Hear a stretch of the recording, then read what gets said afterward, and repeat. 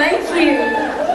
Well, good morning, ladies. I'd like to start off with something that my husband taught me a long time ago. And it says, there is a price for success, and it's paid over a lifetime in daily installments. But it's the down payment that runs most people off. And that's all that we're doing. Right now, we happen to be in the middle of making a down payment.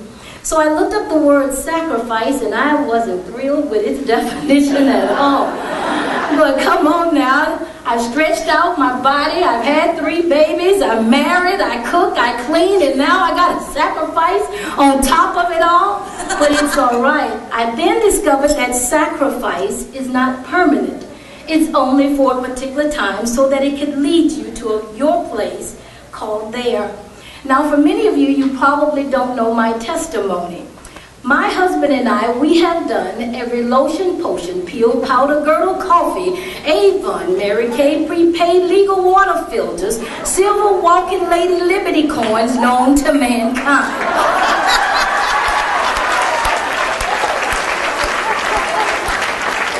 And that's just the ones that I can remember.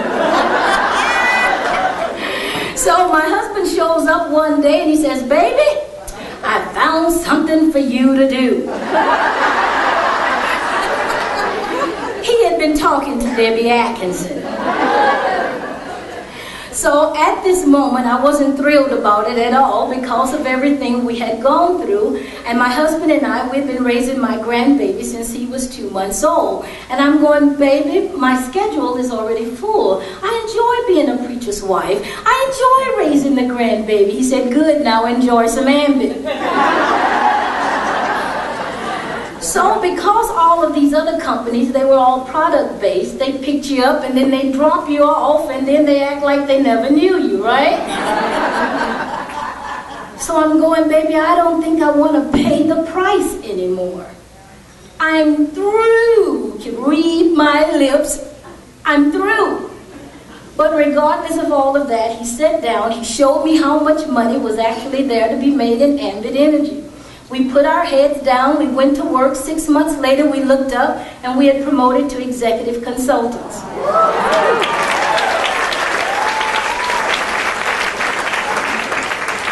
Now, prior to this, we had downsized from a big house to a small apartment because sometimes members should be paying tithe and offerings, and there were times when I believe the members went on vacation with God's money, right?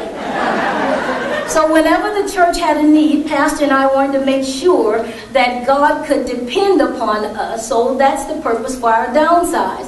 So inside of that 893 square foot apartment, I stayed packed for 3 years. And it was in those apartments that we began Ambit Energy. Chris Atkinson used to come by every day. He had this little small blue compact car, and he used to stuff my husband in it. And they would stay gone from 6:30 in the morning till 2 o'clock in the morning, and then it started over again the next day, and then over and over and over. I said, hey, you married to me or to Chris? Now, we started making a lot of money with Ambit Energy, and just a real quick story. My husband went to the ATM, brought home about $200 worth of 20s. Set them right there on the counter inside the restroom, right? My grandbaby, about this time, he's about 2.5, 3, and he only heard Pastor call me sweetheart. So as he began to learn to talk, he calls me E-art. So I'm at the front and I hear a flushing noise. I run to the bathroom and he's in there flushing 20s down the toilet. I said, no, Jaden. He's going, wow, Eeyore, wow. And the 20s are just going round and round. I'm going, no, baby, please don't put in another, wow, Eeyore, wow. So we could only salvage $60 that day. I know it's funny now, but I remember a time somebody's got to go in there and get them. But Ambit Energy has been a wonderful blessing to us. And somebody said, you're a preacher's wife. Surely you understand sacrifice. I told him, just because I understand it don't mean I always want to do it.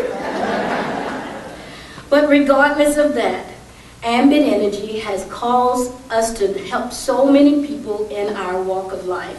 Somebody asked me one time, said, just tell me, what do you do? So I used to say, oh, I'm a preacher's wife, I'm raising my grandbaby, blase, blase, blase.